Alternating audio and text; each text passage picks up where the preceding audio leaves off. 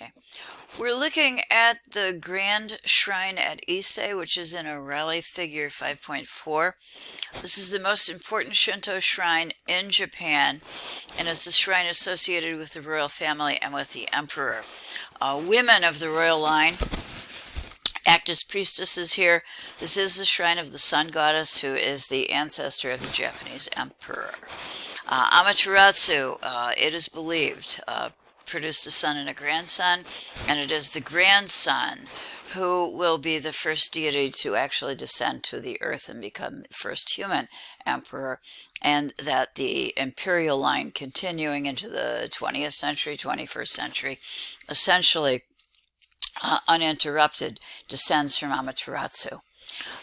Because this is the most important shrine, purification is particularly important, and consequently the shrine is reconstructed from scratch every 20 years, and the old shrine is destroyed. Okay. This is an overview of what it looks like when the new shrine, which is located on the left, is being constructed. Well, the old shrine, which is on the right, is being used. It takes roughly 20 years to actually go through all the steps to do this, beginning with selecting the very best logs for perfect proportions, cut in the spring when the sap is flowing. The logs are then allowed to rest so that the sap, which represents the kami in the trees, can find another home to dwell in. When the logs are ready, they are rubbed with the juice of persimmon to give them a kind of golden brown hue. The very last thing that will be done is the thatch that is a part of the roof. And with great ceremony, the interior shrine section, which consists of a small kind of box-like chamber, which holds the mirror, the sword, and the jewel, all of these believed to have been given directly by Amaterasu, and representing the right of the emperor to rule. Those will ritually be moved from the old shrine to the new shrine. Okay, this is another view of the structure. One of the things that's a feature of it is the cross beams at the top, which go back very, very long in time, as we're going to see in a moment. They're not particularly functional in the structure, but they're decorative. One of the things that's very important to the Japanese is maintaining tradition, and it is believed that this structure, having been reconstructed every 20 years, follows the exact same pattern of the original.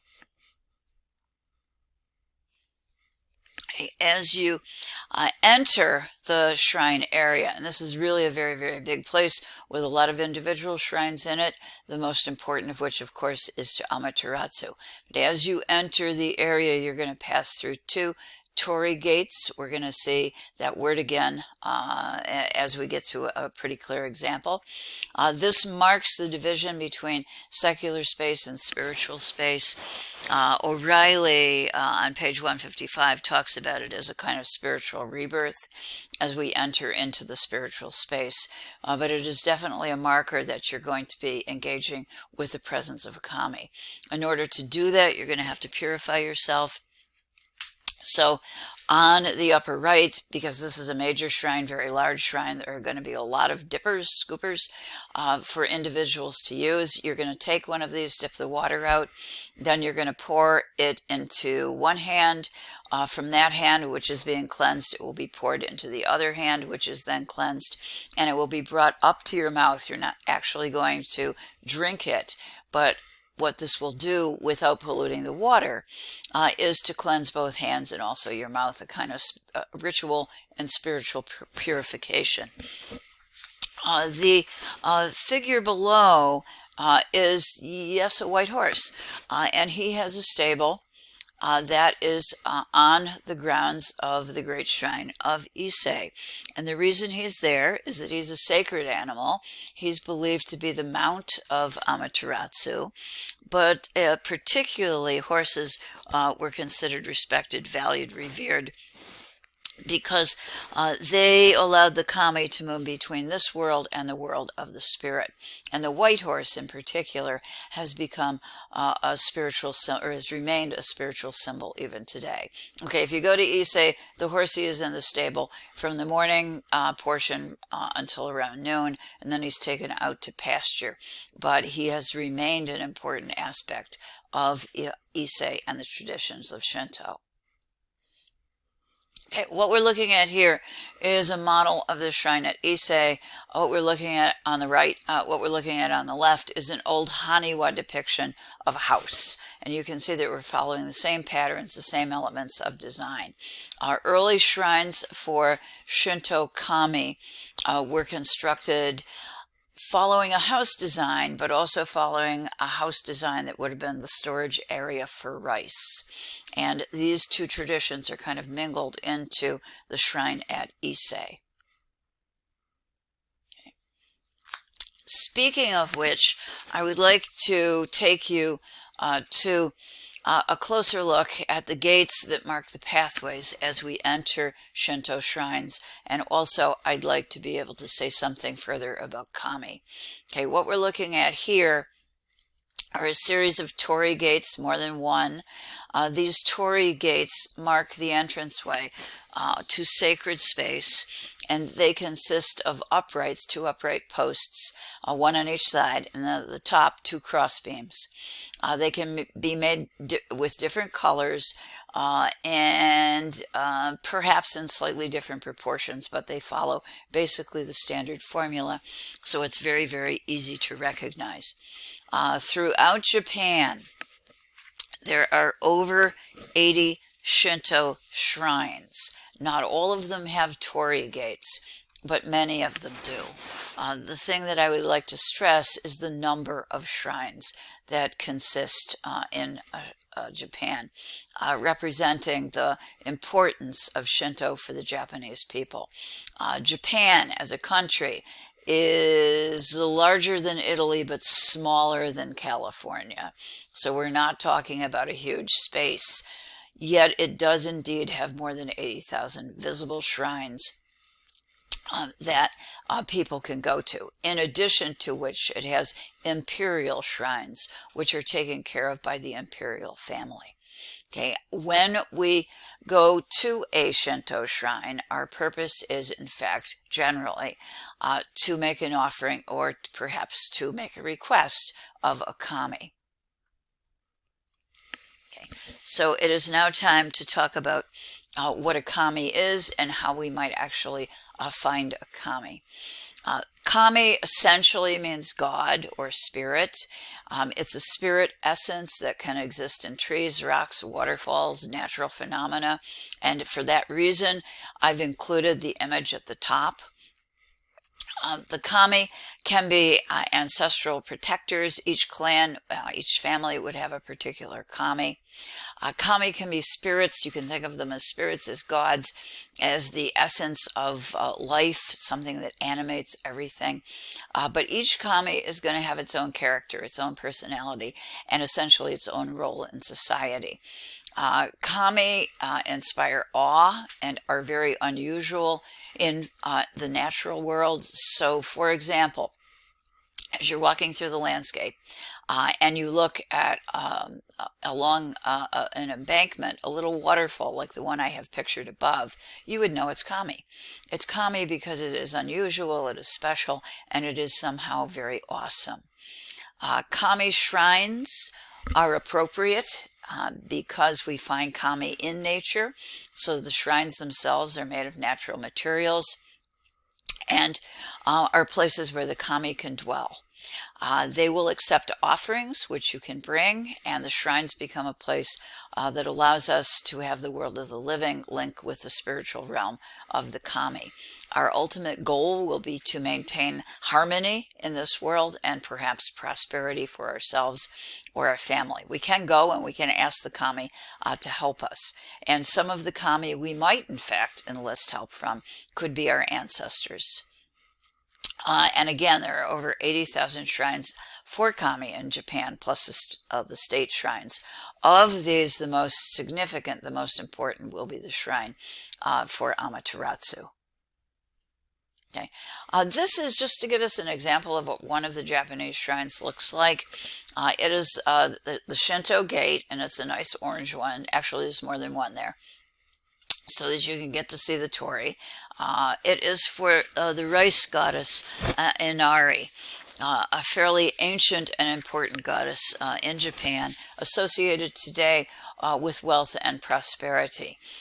In more ancient times, in a more agricultural society, she would have been associated with abundance, fertility, and the ability to survive, essentially. So she was a pretty important goddess.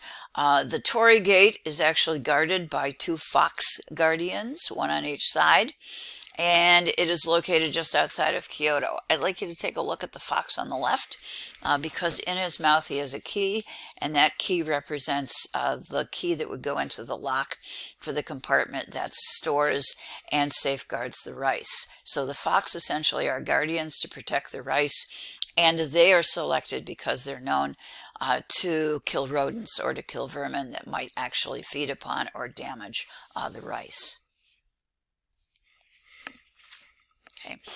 When we enter a Shinto shrine, depending on the size of the shrine, you are going to find one or more cleansing bowls like we have on the left. And there again is a scooper. This is for a smaller shrine. You're going to purify yourself, and then you are going to go over to the shrine, and if you look on the right, you see a rope. It is possible for you to ring the bell that will call the attention of the kami and let the kami know that you've come to make an offering or perhaps to make a request. Behind that rope, you're going to see a chamber, and in the chamber will be an object, or perhaps you want to think of it as a relic, that represents the kami. It is also a dwelling place for that kami. Okay. You may make a request of the kami. You may acquire at the shrine a small wooden plaque, and that's in my upper right slide. And you may write a request of the kami and leave that along with your offering, along with your prayer to the kami. One of the things you're going to notice at Shinto shrines will include the white pieces of paper, very fragile, very impermanent in nature. We don't know the origins of this shape, but we do in fact think it might have originated with lightning. These are called oshides, and like torii gates, they tend to allow us to see the presence of kami, to know that the kami is present inside. You will find in Japan, in fact, in various places around the country, that old trees, which in the United States would long ago have been cut down, in Japan are actually given great respect and support. If you take a look at the slide on the right, you're going to see that there is a support helping to hold this tree up, and a little fence around it to protect it. It is also marked with a rope and with those paper oshides, which indicate its awesomeness and that it is in fact the reservoir of kami. It is one of the forms in nature that is awesome, that requires respect, and we would begin to think about actually as representing kami. Okay. Once a year, when the new year comes around, pretty much everyone in Japan comes out for a Shinto blessing.